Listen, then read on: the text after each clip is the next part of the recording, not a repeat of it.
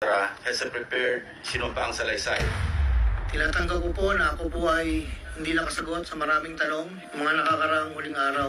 Nangangamba po kasi ako sa seguridad ng pamilya ko.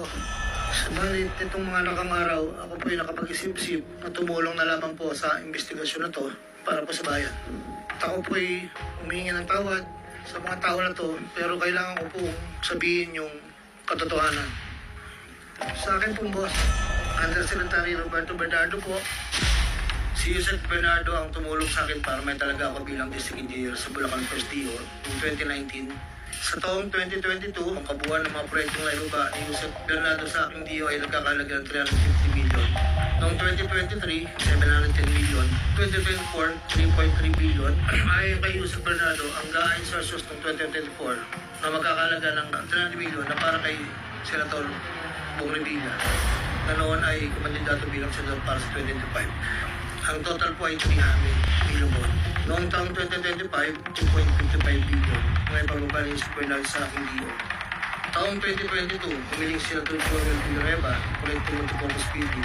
Sa halagang 1.20 ay 600 million lamang kung napagbigyan ng pondo. Dahil dito, nabigyan si Senator Joel ang proyektong Unprogram Operations ng 2023, kakalaga ng 600 million na pawang mga pagtutol, ang mga proyekto na kung saan kusumahin na 25% ng proposal na halaga ng 1.20 million. Kaya Senator Jimmy Longpos, pagkakatanda ko, nasa 2024 budget hearing kami sa Senado. Tinanong ako rin siya na meron pa akong gusto nilagyan, meron pang available na 355 CSD.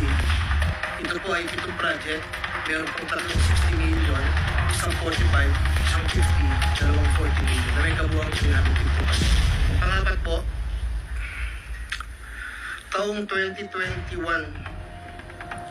nakilala ko po si Congressman Saldico. Sa pagitan ng 4 na taon, mula 2022 hanggang 2025, may kumulang 426 na proyekto. Ang kabuang halaga ay 25 billion, 24 million pesos.